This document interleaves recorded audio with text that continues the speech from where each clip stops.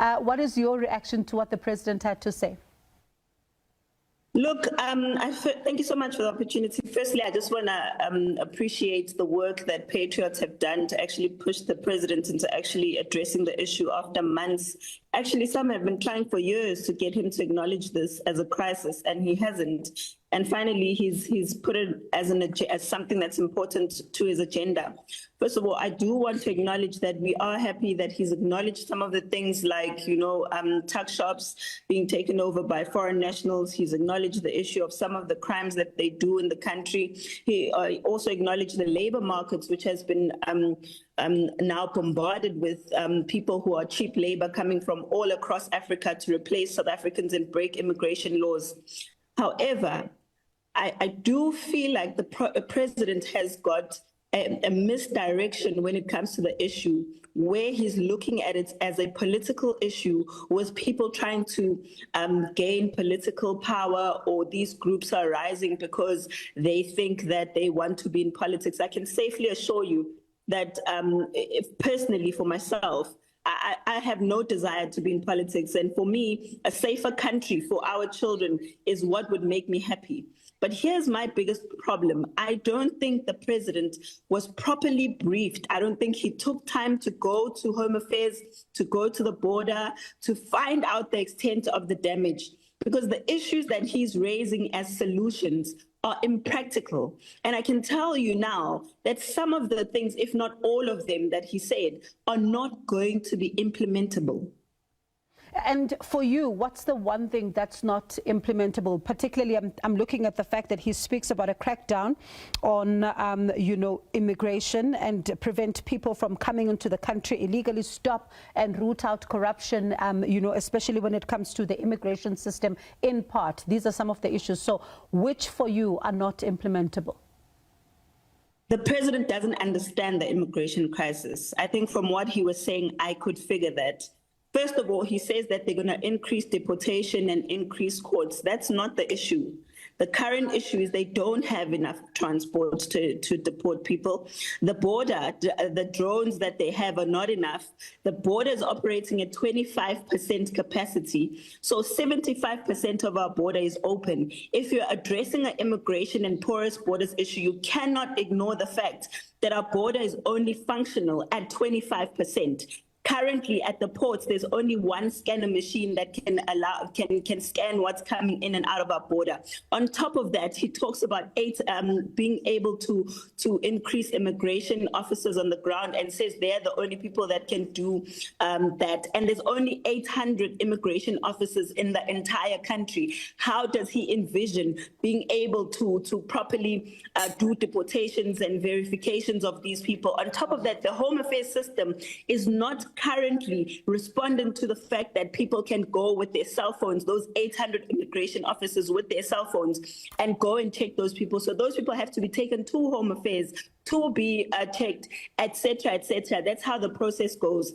And he's talking about refugees and all of these things about refugees. Currently, we have more fake refugees than we do have genuine refugees in South Africa. And he's not talking about how do you get rid of the current refugees that we have before telling us about refugee centers. Because putting those refugee centers there is not going to help if you've got documents. So tell us how you're going to get rid of the people who have documents that are fake currently. And Jacinta, very briefly, before I let you go, there's something else that the president speaks about, which is something that I'm keen to hear. How are you, as the group, March and March, going to be dealing with this? The president speaks about the fact that he wants to make sure that the verification of documents, I know you're speaking about the documents and the fake documents, etc. He says that this should be done by those who are within the law, in fact, who are part of government, who are authorized to be able to do this. How then do you ensure that you do not have people who are not part of the officials who are then going to try and take the matters into their own hands? Thank you so much. That's a very good question. So here's the problem that we have in South Africa. Currently, the government is trying to deal with the immigration crisis without the people. And I can safely tell you, if they wanted to make sure that there's no violence, that people are abiding by the laws when dealing with the immigration crisis, they should have formulated a plan that includes communities in getting rid of illegal immigrants. And now here's the problem with what the president is saying. In Section 24 of the Immigration Act and the Criminal Procedures Act, we are entitled to enforce citizens' arrests.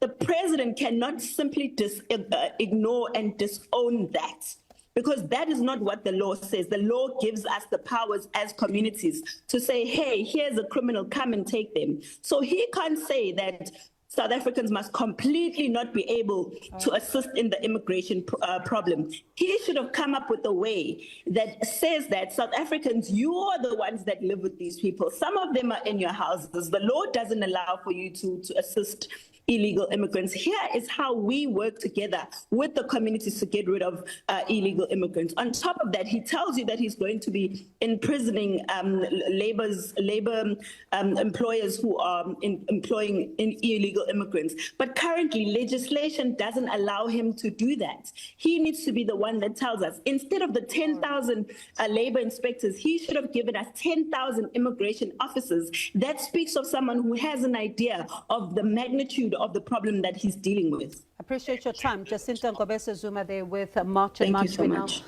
get the reaction from the ANC spokesperson, Mahlenge Bengu. Mahlenge, good evening to you. Thank you so much for your time. Did the president hit the right notes? Yes, no, absolutely. Are you able to hear me? Yes, we can. Go ahead. Yes, no, absolutely. And, you know, we are living at a time such as this one, where not everything that the president says is going to hit the right note with everyone. I've just listened to Ms. Ngobese, Jacinta Ngobese Zuma. And yes, I mean, I think the president is actually really speaking to the hearts and minds of South Africans, and is trying to really appeal to everyone, you know, to make sure that they are listened to, and also to make sure that you know, everything that is worth noting is noted. All right. Thank you very much for that. The spokesperson of the African National Congress, that's Mahlenge Bengu. Quickly moving to Sam Matiase, EFF Member of Parliament. Good evening to you, sir, and thank you so much for your time. Your reaction. Mr. Matiase, are you able to hear us? Yes, no, good evening, Bongiwe, and greetings to viewers at home and fellow panelists. Look, what South Africans should ask is, why only now? The president has offered no solution whatsoever to the crisis of immigration. And South Africans will be in a rightful position to ask this question, why only now? The reason for him having called this presser this evening is because he has been under tremendous pressure from his counterparts in the continent, who have called upon him to intervene. And they have reminded him that you seem to have short memory of all what the contribution that the rest of the continent has done for you to attain your own liberation and freedom. They might have told him that you, as South Africans, you are a bunch of ungrateful savages who kill their own brothers and sisters. You are a disgrace to human race and to an African personality. This might be what his counterparts might have told him. Look, Bongiwe, for weeks, months, if not years, we've had the spate of violent, xenophobic and Afrophobic attacks on fellow Africans, and government has been indifferent. At best, the government has established what is, as part of its strategy, a Lindela deportation center. All right. Government had no intention or a system or a strategy of how to deal with this crisis. And because their strategy had centered around arrest them, throw them into a pickup, put them into Lindela deportation center with no creative alternative plans in place. All right. At the end of the day, those who have been deported find their own way back into the country. But it's important to understand, Bongiwe, that the president might as well be guilty of what he has called today to try to explain. Because in his cabinet, he harbors xenophobes, he harbors Afrophobes who are known to have embarked prior to elections and now on what is called Abahambe, a brigade that is made up of former convicts. All right. Who are fanning fires of hatred, fires of prejudice and stereotypes against fellow Africans. Now we are calling on the president to act against those ministers who continue to fan these fires of hatred and act against Minister Gayton McKenzie. Thank you very much, Ndate Matias. Let me quickly move on to the IFP spokesperson, Mkhuleko Hlengwa. Good evening to you. Hopefully it's second time lucky. Your reaction. Mr. Hlengwa? To the viewers. Oh, there we go. Go ahead. Yes. Good evening, sister. Thank you very much. Well, at a high level, obviously, the president may have said all the right things in terms of a strategy approach, but the taste of the pudding is in the eating. This all boils down now to implementation. It is a national crisis, a security crisis, what we have currently of illegal foreign migration, placing a particular strain on the economy, on social services, healthcare and infrastructure without the benefit, one, of knowing where people are, and secondly, the tax evasion that comes with it. I hear the colleagues on the platform saying this is months and so on. Prince Mangosuthu Buthelezi was amongst others fired from cabinet by President Mbeki for piloting an immigration bill which sought to resolve these problems as far back as 2004. It was unprecedented for the President of the Republic to actually take his own minister to court because of wrangling around the bill. So there has been an absence of political will to deal with these issues, and now it has come to a boiling point. And so, amongst others, is that the absence of leadership to deal with these issues is precisely why we are here. And so when we are saying that the taste of the pudding is in the eating, is because we have got a legitimate expectation to expect that this problem must be resolved. And there is no brainer in trying to sanitize the issues by wanting to make excuses. This is a national crisis. And the bottom line is that people who are in the country illegally should be sent back home. It is in the national interest, it is in the continental interest, because the risks that we harbor if we do not resolve the problem, have got far-reaching consequences for South Africa. So we fundamentally believe that the directives that have been given must be implemented, but obviously more still needs to be done. And the biggest thing is funding, particularly amongst others for the BMA. So government will need to put money to these programs and for us to begin rolling out a massive cleanup within the entire ecosystem of our country arising out of illegal foreign migration. Thank you very much. Mkhuleko Hlengwa there speaks for the IFP. Let me quickly take the MK party before we go. We take the Chief Whip, Philasande Mkhize. Good evening to you, and what's your reaction?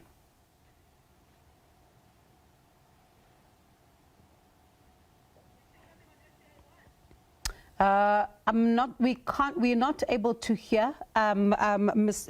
Mkhize there. Let me quickly take Vuyelwe Tuzungula. Okay, let's try again. Philasande, let's try again. Yebo sisi ngikhona, can you hear me now? Go ahead. Yes, go ahead. Yes, my view on this is ukuthi South Africa has laws of immigration laws. Inkinga esibhekene nayo, it's them not being enforced properly to benefit abantu bala South Africa. Umongameli talks about strengthening them. Akhona ama laws. What we need uhulumeni ozolwela abantu. People of South Africa just need the president and the government of South Africa to fight for them, to be in control. Ama borders to people just do as they please. Sorry, Siswam, but Go. I keep hearing voices on my side. Apologies. If I'm audible or not. You are audible. You are audible. Finish up your point. Apologies about that. Hello? We can hear you. We can hear you, Pilasand. All right, we'll try and circle back to the MK party. Let's quickly take Vuyo Zungula, the parliamentary leader of the African Transformation Movement. Good evening to you. What is the ATM's reaction? The fact is President Ramaphosa is only addressing this issue primarily because South Africans have woken up. South Africans are actually resolving this issue because you are seeing more countries now assisting their fellow citizens to be deported back to their home countries. So this is proving to be more effective than what government has done. So what President Ramaphosa is trying to do, it is to just make the patriots and the people that have been applying the pressure to have false hope that the government will actually address the problem. And I want South Africans to know the South African government, particularly the GNU, has got no appetite, they've got no political will to address this problem because it is not a problem that came about only yesterday.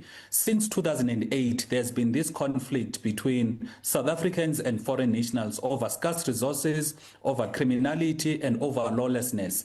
And from 2008 up until now, this South African government has not done anything tangible. And you can't then expect a government that has failed for over 18 years to address a problem. Yeah. With one speech of a president, you then have hope that all will be well and all will be addressed. The other issue I want to put out there is that we've got only 832 immigration officers. Those are the people that can physically speak and ascertain the legal status of any person in South Africa.